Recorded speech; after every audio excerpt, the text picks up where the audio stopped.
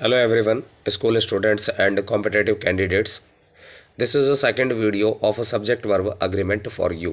So let's start.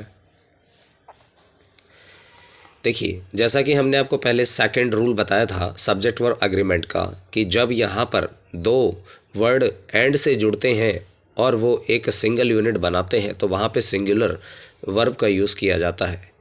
तो same वैसे ही example यहाँ पे आपको दिए गए हैं। Bread and butter is my favourite breakfast. Slow and steady wins the race. Age and experience brings wisdom to man.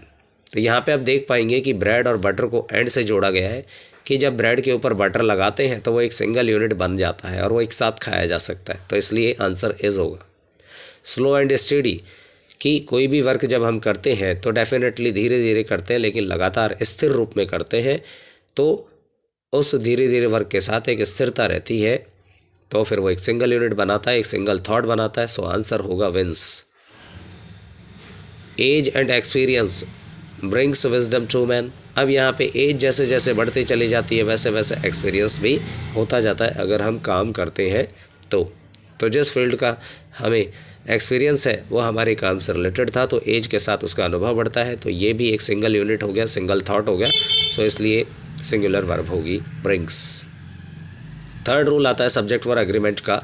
वो होता है कि मान लीजिए कि आर्टिकल या फिर हम कहें प्रोनाउन किसी नाउन के साथ लग जाए, यानी कि किसी नाउन के पहले यहाँ पर हम देखते हैं कि प्रोनाउन लग जाए या आर्टिकल लग जाए और उसको हम कंबाइन करते हैं एंड से, और उसके बाद एक आर्टिकल और या प्रोनाउन के साथ कोई नाउन आता है तो वहाँ पे प्लूरल वर्ब का यूज़ किया जाता है।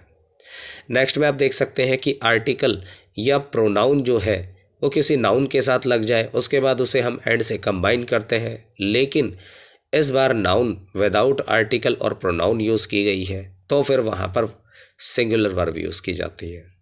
तो डिफरेंस सिर्फ इतना है कि यहाँ पर सेकंड नाउन के साथ में कोई आर्टिकल या प्रोनाउन नहीं है, जबकि प्लूरल के साथ में सेकंड नाउन से पहले आर्टिकल या प्रोनाउन दिया जाता है तो प्लूरल होता है, अदरवाइज वर्ब सिंगुलर होती है। For examples, the principal and the chief guest have arrived. यहाँ पे आप देख पा रहे हैं कि प्रिंसिपल और चीफ गेस्ट दोनों के साथ में द का यूज़ किया गया है। इसका सीधा मीन्स है कि यहाँ पे दो लोग हैं, जो कि एक प्रिंसिपल है और दूसरा चीफ गेस्ट है, तो ये प्लूरल होता है और एंड से कंबाइन भी है, सो आंसर हैव होगा। The principal and the chief guest has arrived. यहाँ पे आप देख पा रहे होंगे प्रिंसिपल के साथ में द यूज़ किया गया है, फिर उसकी कंबाइनिंग जो है वो एंड से की गई है, लेकिन चीफ गेस्ट के पहले द नहीं दिया। इसका मतलब ये एक ही पर्सन चीफ प्रिंसिपल और चीफ गेस्ट है, इसलिए आंसर हैज़ होगा। My uncle and my guardian have come to meet me, कि मेरे अंकल और मेरे गार्डियन वो मुझसे मिलने के लिए आए। तो इसका सीधा मीन है माई अंकल को और माई गार्डियन को एंड से कंबाइन कर दिया गया और अंकल के पहले और गार्डियन के पहले माई यानी प्रोनाउन का यूज़ किया गया। इसका मतलब ये दो आदमी अलग अलग हैं। My uncle and guardian has come to meet me, यहाँ पे आपको दिखाया गया कि अंकल से पहले प्रोनाउन माई यूज़ किया गया है, लेकिन गार्डियन से पहले कोई प्रोनाउन नहीं है और दोनों वर्ड जो है वो एंड से कंबाइन भी है। सो आंसर यहाँ पे ही होगा हैज़, क्योंकि गार्डियन और अंकल वो एक ही पर्सन है, यानी उसके अंकल ही उसके गार्डियन है, संरक्षक है। रूल नंबर 4 हम देख सकते हैं। रूल नंबर 4 के अकॉर्डिंग कि ईच और एवरी के साथ में अगर सब्जेक्ट 1 आता है और वो कंबाइन होता है एंड के साथ और उसके बाद सब्जेक्ट 2 आता है, या फिर हम कहें कि ईच और एवरी के साथ में सब्जेक्ट 1 आता है और वो एंड के साथ कंबाइन कर दिया जाता है और फिर से ईच और एवरी के साथ में सब्जेक्ट 2 आता है, तो फिर वहाँ पे वर्ब सिंगुलर ही होगी। दोनों केसेस में वर्ब सिंगुलर यूज़ की जाएगी। रीज़न क्या है कि ईच एवरी जो वर्ड है वो सिंगुलर को प्रेजेंट कर रहा होता है, यानी सिंगुलर वे में वो सबको प्रेजेंट करता है, लेकिन वो जो ईच एवरी एक प्रोनाउन है और ये प्रोनाउन जो होता है वो होता है आपका डिस्ट्रीब्यूटिव प्रोनाउन। तो यहाँ पे आप देख पाएंगे each boy and girl has alone the homework. तो यहाँ पे आप देख रहे हैं कि प्रत्येक बॉय और गर्ल ने यहाँ पे अकेले यहाँ पे वर्क किया, तो दोनों को यहाँ पे एक सिंगल यूनिट माना गया, हैज़ रख दिया गया। Each boy and each girl has done the homework. यहाँ दोनों के साथ में ईच का यूज़ किया गया है, लेकिन फिर भी हैज़ का यूज़ किया गया है क्योंकि यहाँ पर ये सिंगल यूनिट को ही दिखा रहा होता है। Every boy and every girl in the class is present today. यहाँ पे इज़ भी आपको सिंगुलर ही दिखा रहा है क्योंकि एवरी वर्ड भी सिंगुलर बताता है, चाहे वो दोनों नाउन के साथ आ जाए। Every boy and girl in the class is present today. यहाँ पे भी आपने देखा कि बॉय के साथ एवरी है बट गर्ल के साथ एवरी नहीं है, दोनों एंड से कंबाइन भी करके किए गए हैं और फिर भी यहाँ पे सिंगुलर आ रहा है। तो इसका सीधा मीन्स ये समझ में आता है कि ईच और एवरी दोनों जो डिस्ट्रीब्यूटिव प्रोनाउन है ये सिंगुलर को प्रेजेंट कर रहे होते हैं। रूल नंबर 5, मैनी, अ ग्रेट मैनी, अ गुड मैनी या फिर many of, a great many of, a good many of. यानी कि ये मैनी के साथ ऑफ लगा दिया, अ ग्रेट मैनी के साथ में ऑफ लगा दिया, अ गुड मैनी के साथ ऑफ लगा दिया। इनके साथ जो वर्ब चलेगा वो यहाँ पर क्या होगा, यहाँ पर हम देखते हैं कि इन सभी के साथ जो नाउन यूज़ करोगे वो प्लूरल करना है। यहाँ पे भी आप देख सकते हैं सेकंड वाले में कि नाउन प्लूरल होगी, चाहे वो प्रोनाउन हो वो भी प्लूरल होगा, तो इसलिए उनकी जो वर्ब यूज़ होगी वो प्लूरल ही यूज़ होने वाली है। अब इसके अकॉर्डिंग हम कुछ एग्जाम्पल देखते हैं।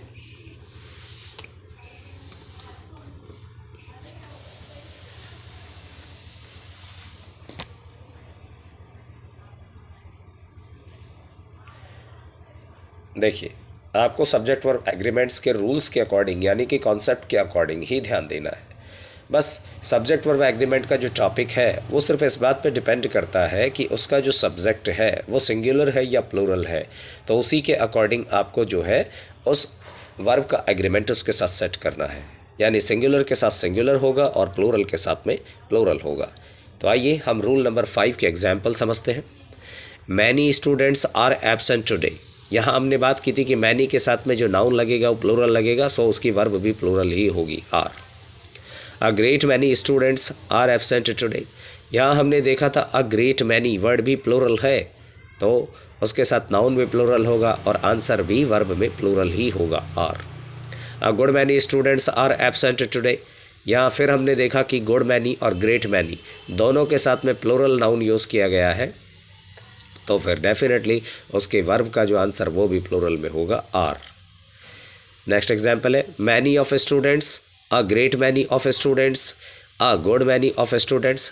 तीनों कंडीशंस में आप देख रहे हैं कि मैनी के साथ ऑफ लगा है, सेकंड वाले एग्जाम्पल में ऑफ लगा है, थर्ड वाले एग्जाम्पल में ऑफ लगा है और जो नाउन है वो भी प्लूरल यूज़ किए गए हैं। सो डेफिनेटली वहाँ पर क्या होगा, प्लूरल वर्ब यूज़ की जाएगी, are are are. Rule number 6 में आते हैं मैनी ए या फिर मैनी एन। मैनी के साथ ए लगाना, मैनी के साथ एन लगाना, तो यानी कि एक तो आपने यहाँ पर ए लगाया अकॉर्डिंग टू कॉन्सोनेंट साउंड और एन लगाया वॉवल साउंड। दोनों इंडेफिनिट आर्टिकल को मैनी के साथ यूज़ किया जाता है उनके साउंड के अकॉर्डिंग। उसके बाद हम नाउन यूज़ करते हैं और जब हम नाउन यूज़ करते हैं तो उसमें जो वर्ब लगती है वो सिंगुलर लगती है। तो हमेशा क्योंकि नाउन तो सिंगुलर होगा मैनी ए के साथ या मैनी एन के साथ, तो डेफिनेटली जो वर्ब होगी वो भी सिंगुलर ही होगी। तो many a boy in the class is absent today. यहाँ पे आपने देखा कि मैनी अ बॉय यानी कि बहुत से बच्चों में से एक बॉय जो है क्लास में वो आज एब्सेंट है, सो आंसर इज़ होगा। Many N orange in the basket is a रॉटन। तो यहाँ पे बताया गया कि बहुत सी ऑरेंज में से एक ऑरेंज जो है वो बास्केट के अंदर जो पड़ी है वो रॉटन है, मतलब सड़ी हुई है। सो यहाँ पे हमने देखा कि बहुत सी में से एक ही ऑरेंज, तो यहाँ पे एक ऑरेंज को हम रेफ़र कर रहे हैं, ठीक है, तो डेफिनेटली आंसर होगा इज़। रूल नंबर 7 पे आते हैं a number of, a large number of, a great number of, large numbers of. इन सभी के साथ जो आप नाउन लगाएंगे वो प्लूरल लगाएंगे और इसमें भी हम फॉर इंडेफिनिट यानी कि हम यूज़ क्या कर रहे हैं कि ये इंडेफिनिट संख्या के लिए भी यूज़ करते हैं जिसमें हमें संख्या का पता नहीं होता बट वो होता प्लूरल है। क्योंकि प्लूरल क्यों होगा, क्योंकि अ ग्रेट नंबर ही आपको दिखा रहा है कि यहाँ पर ये तो संख्या को और बहुत ज़्यादा संख्या को दिखा रहा है, लार्ज नंबर्स ऑफ भी ज़्यादा संख्या को दिखा रहा है, लेकिन उन संख्या का हमें पता नहीं है, इंडेफिनिट, सो वर्ब प्लूरल होगी। एग्जाम्पल के तौर पे हम देख सकते हैं a number of students were protesting against CAA। तो यहाँ पे हम देख रहे हैं कि एक कोई कानून पास आउट हो रहा है, उसके खिलाफ जो है क्या कर रहे हैं, बहुत से स्टूडेंट वो प्रोटेस्टिंग कर रहे, विरोध कर रहे थे। तो यहाँ पे वर आया, कर रहे थे वर, क्यों आया, यहाँ पे प्लूरल नाउन दिया गया है और साथ में अ नंबर ऑफ से जुड़ा हुआ है। अ large number of a people की बात करें तो ये तो प्लूरल दिखाई दे रहा है, तो आर होगा यहाँ पे और डाइड। तो according to number of a subject we will use helping verb और वर्ब। हम एक क्वेश्चन और देखते हैं यहाँ पे, जो कि यहाँ पे नोट है, आपको नोट कर लेना चाहिए कि थोड़ा डिफरेंस आ रहा है यहाँ पे। द नंबर ऑफ, यानी कि नंबर ऑफ के साथ द यूज़ किया गया, जबकि ऊपर वाले एग्जाम्पल में आपने देखा अ नंबर ऑफ, यानी नंबर ऑफ के साथ में अ यूज़ किया गया है, जबकि यहाँ पे नंबर ऑफ के साथ द यूज़ किया गया है। और डिफरेंस आप देख पाएंगे कि इसमें नाउन प्लूरल हुआ करता है लेकिन वर्ब सिंगुलर ही लगेगी। रीज़न देखिए, क्योंकि ये फॉर डेफिनेट नंबर के लिए यूज़ किया जाता है। The number of admissions this year has increased. तो हमने बात किया कि द अगर नंबर ऑफ के साथ ऐड हो रहा है तो वहाँ पे नाउन प्लूरल रहेगी और फिर उसका आंसर सिंगुलर होगा। तो ये सिर्फ द नंबर ऑफ के साथ, अ नंबर ऑफ के साथ में ये प्लूरल ही रहने वाला है। अ number of, a large number of, उसके साथ प्लूरल है, लेकिन द नंबर ऑफ के साथ ये सिंगुलर आ रहा है, हैज़ इंक्रीज्ड। रूल नंबर 8 की बात करते हैं। The amount of, a large amount of, a great deal of, a good deal of. तो हम देख पा रहे हैं कि वर्ड आप देख पा रहे हैं, द के साथ में अमाउंट ऑफ लगा हुआ है, लेकिन ऊपर हमने देखा था द नंबर ऑफ लगा हुआ। अब नंबर ऑफ क्या है, ये तो न्यूमेरल्स है, काउंटेबल है, लेकिन अमाउंट को काउंट नहीं किया जा सकता। अ लार्ज अमाउंट ऑफ, यहाँ पे भी हम देख रहे हैं कि अ लार्ज नंबर ऑफ दिया था, लेकिन इस बार यहाँ पे अ लार्ज अमाउंट ऑफ दिया हुआ है। अ ग्रेट डील ऑफ दिया हुआ है, ऊपर आपने देखा था कि अ ग्रेट नंबर ऑफ दिया हुआ है। अ गुड डील ऑफ दिया था, यहाँ पर भी आप देख सकते हैं अ ग्रेट, ठीक है, नंबर के साथ है, लेकिन यहाँ अ गुड डील के साथ है। तो डील हो गया, अमाउंट हो गया, ठीक है। ये वर्ड्स जो है जब आते हैं तो ये क्वांटिटी को दिखाते हैं, ना कि नंबर को दिखाते हैं। और फिर यहाँ पर जो नाउन होते हैं ना, क्वांटिटी नाउन जो होती है वो हमेशा अनकाउंटेबल नाउन ही हुआ करती है, क्योंकि जिसको काउंट नहीं कर सकते तो अनकाउंटेबल ही होगा। और वर्ब हमेशा अनकाउंटेबल के साथ में सिंगुलर ही लगती है, क्योंकि क्वांटिटी यानी कि अनकाउंटेबल नाउन हमेशा सिंगुलर को रेफ़र करता है, इसलिए आंसर सिंगुलर में होगा। तो आप एग्जाम्पल देख सकते हैं। The amount of water in the tank is very less. आपने देखा द अमाउंट ऑफ, तो हमने ये फ्रेज ले लिया और इस फ्रेज के साथ हमने नाउन को, क्वांटिटी को ऐड किया, water. The amount of water in the tank is very less, तो डेफिनेटली सिंगुलर वर्ब यूज़ की जाएगी, क्योंकि ये क्वांटिटी को दिखा रहा है यहाँ पे, अमाउंट ऑफ वाटर को।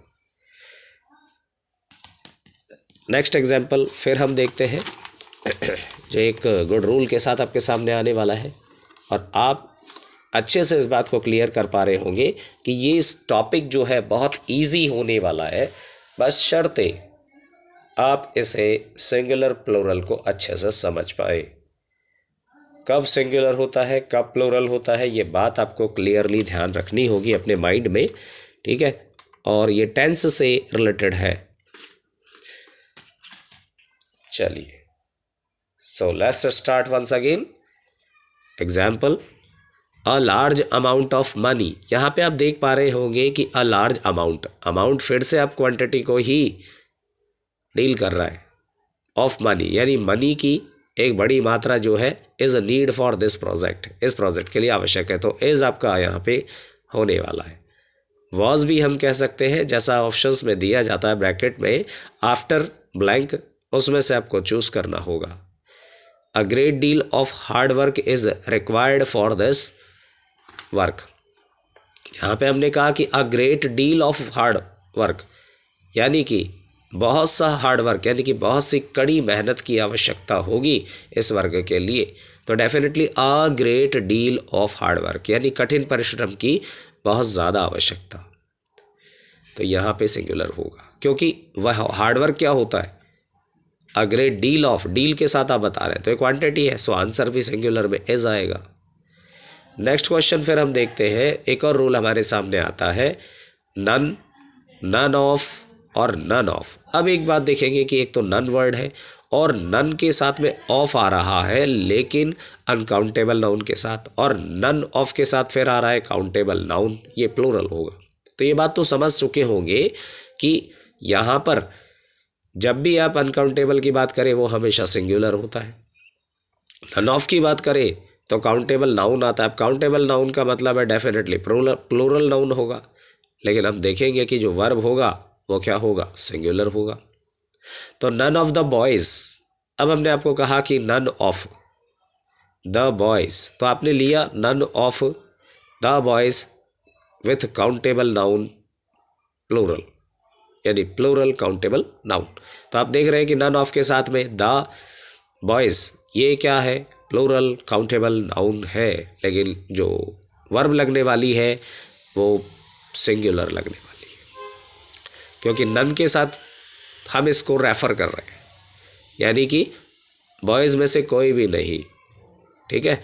Has done his homework today, यानी कि किसी ने भी बॉयज़ में से आज होमवर्क नहीं किया, हैज़।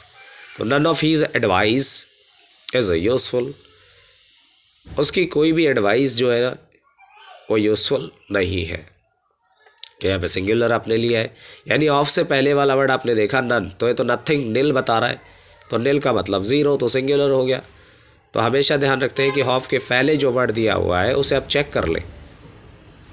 उसके बाद रूल नंबर 10 आता है, 1/3 ऑफ, 2/3 ऑफ,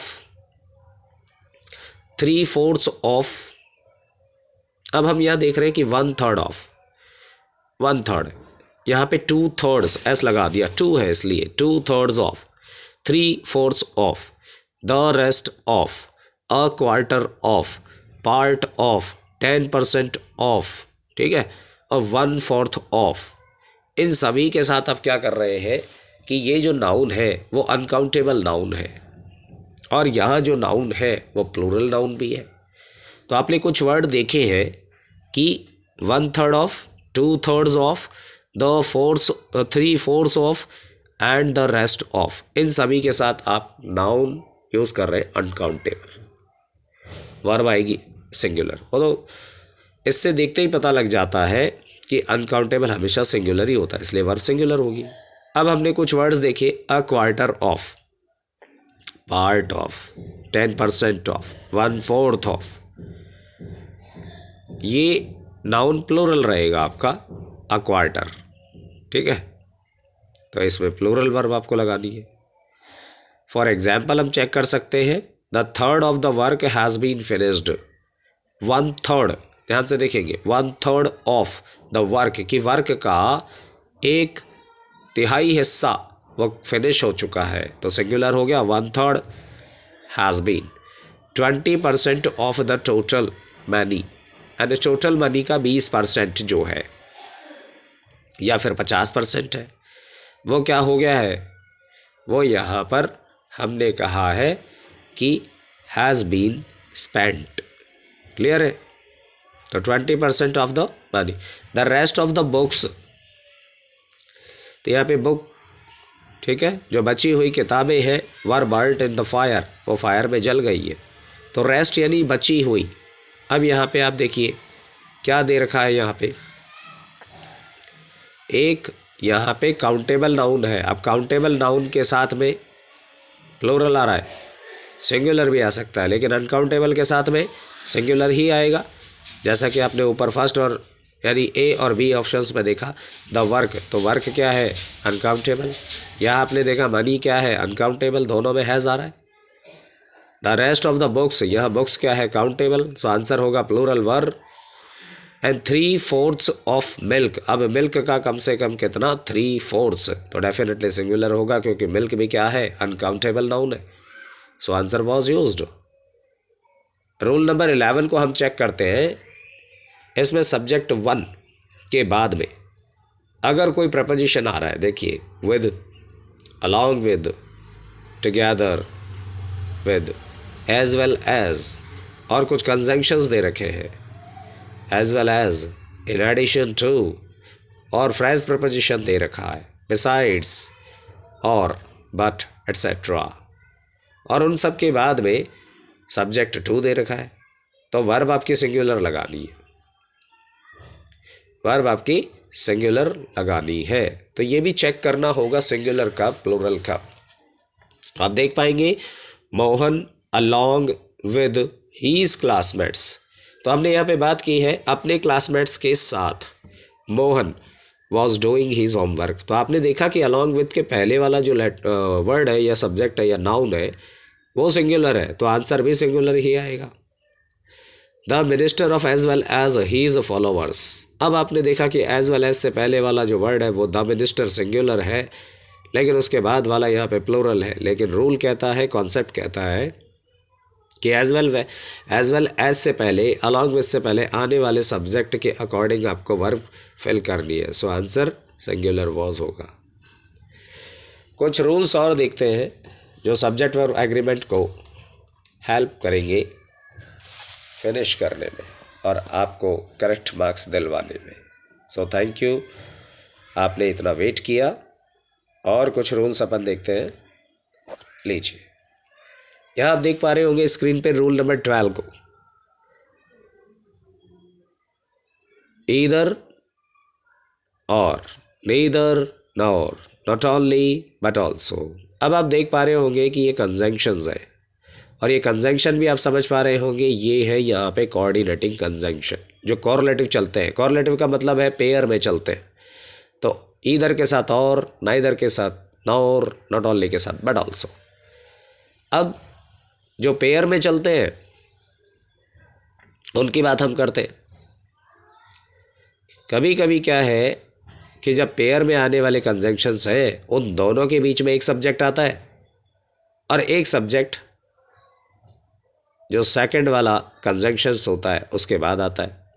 तो आप देख लीजिए verb according to second subject के होगी, यानी जो सेकंड सब्जेक्ट होगा ना उसके अकॉर्डिंग आपको वर्ब लगानी है। लिखा हुआ है वर्ब S2 के अकॉर्डिंग, यानी कि और के, नॉर के, बट ऑल्सो के बाद आने वाला जो सब्जेक्ट है उसके अकॉर्डिंग आप वर्ब लगाएंगे। तो आप चेक करें, ईदर मोहन और Seema has done her homework today. यहाँ पे देखेंगे और के बाद में सीमा है, तो सीधा सीधा सा सिंगुलर आंसर होगा has. Neither the teacher nor the students were present in the class. यहाँ पे आप देखें नॉर के बाद क्या है, द स्टूडेंट्स प्लूरल है, तो आंसर भी प्लूरल में होगा were. Not only the students but also the teacher was working hard for the project. यहाँ पे आप देखेंगे बट ऑल्सो के बाद क्या है, द टीचर सिंगुलर है, so answer will be singular was.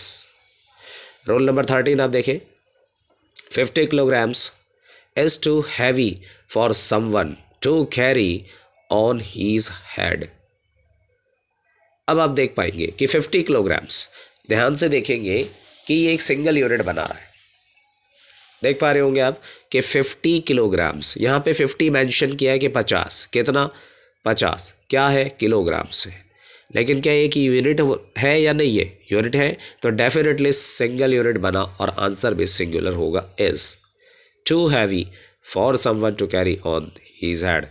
उसके बाद हम लेते हैं 10 lakhs is a large amount and for him to arrange within a week. आप यहाँ पे देख पा रहे होंगे 10 lakhs, 10 lakhs, लैख प्लूरल को दिखा रहा है, बट उसकी जो यूनिट है 10, वो एक यूनिट है, वो सिंगुलर है, आंसर होगा इज। सॉरी।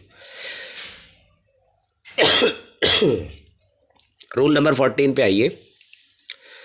यहाँ कुछ वर्ड्स ऐसे हैं जो सिंगुलर भी काउंट किए जाते हैं, प्लूरल भी काउंट किए जाते हैं, लेकिन कब? Jury, committee, team, army, audience, mob, council etcetera. ध्यान से देखते हैं कि जब इन वर्ड्स का यूज़ कलेक्टिव फॉर्म में या कलेक्टिव नाउन के रूप में होता है एज अ सिंगल यूनिट, तो फिर वर्ब सिंगुलर लगेगी, यानी कि सभी एक टीम बन के, एक ग्रुप बन के काम कर रहे हैं कलेक्टिव नाउन के रूप में, सिंगल यूनिट काम कर रही है तो वर्ब सिंगुलर होगी। लेकिन मान लेते हैं कि यही जो यूनिट है वो इंडिविजुअल यूनिट्स में चेंज हो जाए। मान लीजिए टीम बिखर जाए, जूरी में जजेस बिखर जाए, वो 2 पार्ट बना ले, कमेटी के 2-3 पार्ट बन गए, ऑडियंस भी डिवाइड हो गए, तो इस तरह कैसे वहाँ पे वर्ब प्लूरल होगी। तो आप देख पाएंगे इसको एग्जाम्पल के थ्रू। The jury has given its verdict. The jury were divided in their opinion. The jury was unanimous in its decision. तीनों एग्जाम्पल आप देख पा रहे हैं जूरी से रिलेटेड। द जूरी, अब जूरी को स्पेसिफाइड किया गया है कि हाँ ये जजेस का पैनल है। अब देखिए फर्स्ट एग्जाम्पल में the jury has given its verdict. Jury ने क्या किया? जूरी ने अपना खुद का जो वर्डिक्ट है, निर्णय है, वो दे दिया है। तो जूरी ने कलेक्टिवली काम किया एक सिंगल यूनिट के रूप में, कोई भी अगेंस्ट में नहीं गया, कोई जज अगेंस्ट में नहीं गया, तो आंसर होगा singular has. The jury were divided in their opinion. अब देखो जूरी जो है जिसमें जजेस बैठे हैं, 5 जजेस मान लेते हैं पैनल के अंदर, जो कॉन्स्टिट्यूशनल पीठ होती है, संवैधानिक पीठ होती है, वहाँ पे जूरी डिवाइड हो गई है। किसके ऊपर? इन देयर ओपिनियन, अपने ही विचारों में वो डिवाइड हो गए। डिवाइड हो गई तो मतलब क्या है? 2 हो गई, 3 हो गई, तो 2 मान लेते हैं कि 2 भागों में बट गई है, तो डेफिनेटली प्लूरल होगा, वर आएगा। The jury was unanimous in its decision. अब जूरी क्या है? अपने खुद के डिसीजंस पे क्या है? एक मत है, तो ये कलेक्टिवली काम कर रहा है, यानी बटी नहीं है, सब सहमत है, सब एग्री है, एक मत है, सो आंसर सिंगुलर होगा वॉज। सो उम्मीद करता हूँ कि आप लोगों को ये वीडियो पसंद आया होगा। आपका सब्जेक्ट वर्ब एग्रीमेंट से रिलेटेड कोई डाउट्स है तो आप कमेंट बॉक्स में मुझे कमेंट कर सकते हैं, और किस टॉपिक से रिलेटेड आपको वीडियो चाहिए वो भी आप मुझे बता सकते हैं। So thank you very much for watching this video versatile talent.